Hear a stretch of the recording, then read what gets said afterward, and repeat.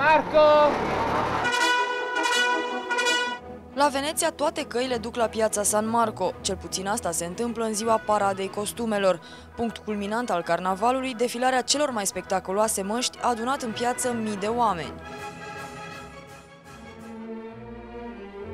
De cum s-a bătut ora 14, a început spectacolul. Știre, Păun, Eva în interpretare baroc, Cazinou, cavaleri și prințese de la curtea regelui Soare sunt câteva dintre personajele întruchipate.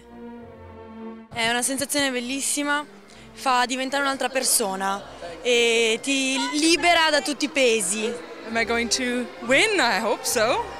I have all the aces up my sleeve.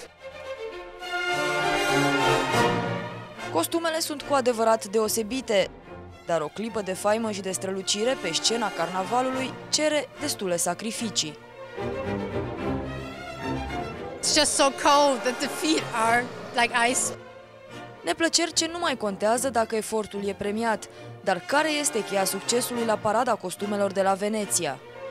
The passion for sure, because I just love it. My husband just complains that I do too much costume, but it's my love.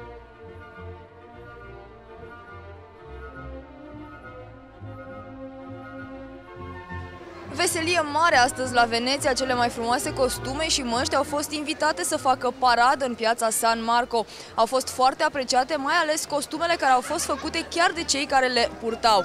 Eu nu am reușit acest lucru, așa că a trebuit să mă descurc pe plan local, astfel că nici nu am câștigat vreun premiu la această paradă. Poate data viitoare voi fi mai pregătită. Din Veneția, pentru jurnalul TVR, Rodica Bârsan și Mihai Florea.